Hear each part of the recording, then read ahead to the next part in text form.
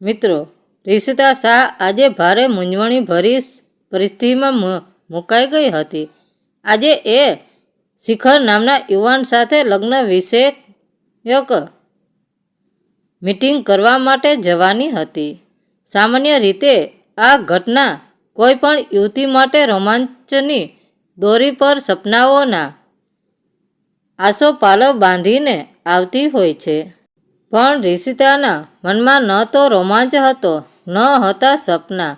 એના માટે સૌથી મોટો ખચકાટ એ વાતનો હતો કે એ પોતે યુવાન વિધવા હતી અને એક બાળકની મા હતી. જ્યારે શિખર કુંવારો હતો અને એનાથી 3 વર્ષ નાનો હતો. રિશ્તાનું દિલ ઈચ્છતું હતું કે શિખર લગ્ન માટે હા પાડે, પણ એનું મન કહેતું હતું કે શિખર હા નહીં પાડે. શિખર પાસે પોતાની માલકીનો આલીશાન બંગલો હતો, પણ રિશ્તાને મળવા માટે એણે પસંદગી ઉતારી હતી. ઘડિયાળના કાંટે બંને પહોંચી ગયા. શિખરે શરૂઆત કરી, શું પીશો? આટલું કહીને તેણે મેનુ કાર્ડ રિશ્તાની દિશામાં સરકાવ્યું. રિશ્તાએ મેનુ વાંચ્યા વગર જ કહી દીધું, તમે જે પીવડાવશો તે. શિખર સહેજ હસ્યો. તમારો આ નિર્ણય માત્ર અત્યારના પૂરતો જ છે કે આખી જિંદગી માટે? જીવનભર હું જે આપું તે સ્વીકારી લેશો? સંસારના સમુદ્ર મંથનમાંથી અમૃત પણ નીકળશે અને વિષ પણ. રિશ્તાએ આશ્ચર્ય પામીને કહ્યું, તમે તો એવી રીતે પૂછી રહ્યા છો જાણે આપણો સંબંધ નક્કી થઈ ગયો હોય. મને તો એમ હતું કે તમે લાંબુ લેક્ચર પ્રશ્નપત્ર લઈને બેઠા હશો. શિખર પહેલી વખત ગંભીરતા ધારણ કરીને બોલવા લાગ્યો. રિષિતા, હું તમને મળતા પહેલા તમારા વિશે લગભગ બધું જ જાણી ચૂક્યો છું. મને ખબર છે કે તમે યુવાનીના ઉંમરે એક પુરુષને પ્રેમ કર્યો હતો. એ મિહિર હતો. તમારા લગ્ન પણ થયા. એક દીકરાનો જન્મ થયો. દીકરો 2 વર્ષનો હતો ત્યારે લ્યુકેમિયાના નામના બ્લડ કેન્સરમાં મિહિરનું અવસાન થયું. વેદવ્યુહના 2 વર્ષ તમારા માટે કપરા સાબિત થયા. પૈસો એ બધું જ નથી, પણ પૈસો એ ઘણું બધું છે. આ સત્ય તમને સમજાઈ ગયું. તમે પાછા પિયરમાં આવી ગયા અને જોબ શરૂ કરી દીધી. હું જાણું છું કે તમારી પાસે મને આપવા માટે કશું જ નથી. પ્રેમ પણ નહીં, કારણ કે એ તો તમે મિહિરને આપી ચૂક્યા છો. માટે જ હું પ્રશ્નપત્ર લઈને નથી આવ્યો. તમારે કાંઈ પૂછવું હોય તો પૂછી શકો છો. રિષિતાના મનમાં વિચારનો પ્રવાહ ઉમટતો હતો, જે સવાલોના સ્વરૂપે બહાર ઘસી આવ્યો. શિખર, મારે તમને કેટલાક અગત્યના પ્રશ્નો પૂછવા છે. હું તો મારા દીકરાના ભવિષ્યને ધ્યાનમાં લઈને આર્થિક સલામતી માટે તમારી સાથે લગ્ન કરવા તૈયાર થઈ છું. પણ તમે મારા જેવી વિધવા સ્ત્રી સાથે પરણવા શા માટે તૈયાર થયા છો? એ પણ એવી સ્ત્રી સાથે જે ઉંમરમાં તમારા કરતાં મોટી હોય અને એક બાળકની મા હોય. જો તમે ઈચ્છો તો તમને કોઈ પણ સ્ત્રી મળી શકે તેમ છે. તમારો સવાલ સમજી શકાય તેવો છે, પણ મારો જવાબ તમે નહીં સમજી શકો. મારા પપ્પાના મોટા બહેન લગ્ન પછી 6 જ મહિનામાં વિધવા થયા હતા. એ જમાનાની રૂઢિ અનુસાર એમણે આખી જિંદગી વેદવ્યુહ સાથે પસાર કરી દીધી. જ્યારે સાસરીમાં રહેવું અશક્ય થઈ પડ્યું ત્યારે લીલા ફોઈ અમારા ઘરે આવી ગયા. એમની લાચારી, એમનું નિરાધારપણું એમના ચહેરા પર કાયમી ઉદાસી રૂપે લીપાઈ ગયું હતું. સગા ભાઈના ઘરમાં પણ એ ઓશિયાળા બનીને જીવ્યા એ મને આજે પણ યાદ આવે છે. મેં તમને એક સોશિયલ ફંક્શનમાં જોયા. તમારી આંખોમાં મને એ જ ઉદાસી જોવા મળી જે મારા ફોઈની આંખોમાં હતી. મેં તમારા વિશે તપાસ કરી, બધું જ જાણી લીધું. એ પછી હું આ નિર્ણય પર આવ્યો છું.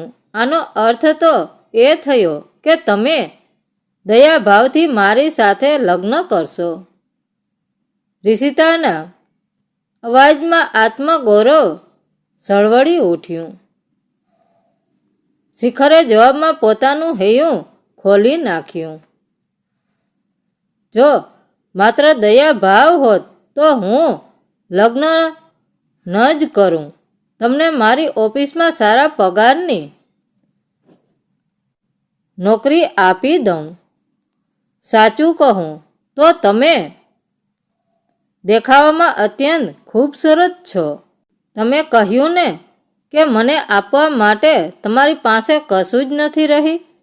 વાત પ્રેમની તો એ પણ ધીમે ધીમે થઈ જશે. મને મારામાં રહેલી પ્રેમ આપવાની અને પ્રેમ પામવાની શક્તિમાં સંપૂર્ણ વિશ્વાસ છે. શિખરનો જવાબ સાંભળીને રિષિતાના મનમાં ધુમરાતા પ્રશ્નો વિરમી ગયા. એના કાનમાં ફરી એકવાર શરણાઈના મંગલ સૂરો ગુંજવા લાગ્યા. થોડા દિવસોમાં જ લગ્ન સંપન્ન થઈ ગયા. રિષિતા પરણીને વિશાળ બંગલાની અધિષ્ઠાત્રી બની ગઈ. એના મમ્મી પપ્પા મધ્યમ વર્ગના હતા. તેમની છાતી પરથી દીકરીની ચિંતાનો પહાડ દૂર થઈ ગયો. શિખરના ઘરમાં બધી વાતનું સુખ હતું. એકલા સાસુમાં જીવતા હતા. શિખરના પપ્પા અને લીલા ફોઈ થોડા વર્ષો પહેલાં 2 વર્ષના અંતરમાં ગુજરી ગયા હતા. શિખર રિષિતાને એટલું બધું ચાહતો હતો કે રિષિતા બહુ થોડા મહિનાઓમાં જ એના પ્રથમ સંસારને ભૂલી ગઈ. એનો દીકરો કેતવ પણ શિખરને જ પપ્પા માનવા લાગ્યો હતો. શિખરને પણ કેતવ સાથે લાગણીનું એવું જોડાણ થઈ ગયું હતું કે એક વાર એણે જ સામેથી કહી દીધું, રિષિતા, આ જમાનો વન ચાઇલ્ડ ફેમિલીનો છે. હું ધારું તો તારી કુખેથી મારો અંશ પેદા કરી શકું છું, પણ મારી એવી ઈચ્છા નથી. કેતવ તારો અને મારો સહિયારો દીકરો બની રહેશે. દુઃખના દિવસોને કીડીના પગ હોય છે. સુખનો સમય સુપરસોનિક વિમાનની ગતિએ ઉડે છે. આંખના પલકારામાં 15 વર્ષ વીતી ગયા. કેતવ હવે કોલેજમાં ભણતો હતો. સાસુમાં પથારી વંશ હતા.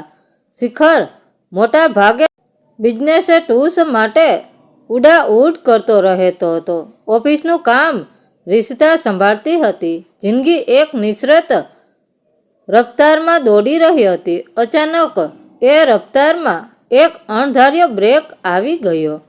શિખર એક રાત્રે ભોજન કરીને પથારીમાં પડ્યો. તે પછી બીજા દિવસની સવારે ઉઠ્યો જ નહીં. રાત્રે ઊંઘમાં જ મેસિવ હાર્ટ એટેક આવ્યો અને માત્ર 38 વર્ષના શિખરને ઉપાડી ગયો. રિષિતાને તો સવારે આ વાતની ખબર પડી. સર્વજનો દોડી આવ્યા. મૃતદેહના અંતિમ સંસ્કાર કરવામાં આવ્યા. બધાએ ભાગી પડેલી રિષિતાને સધિયારો આપીને સાચવી લીધી. પણ સૌથી ખરાબ હાલત તો શિખરના વયવૃદ્ધ માતૃશ્રીની હતી. એનો વિલાપ જોઈ ન શકાય એવો હતો.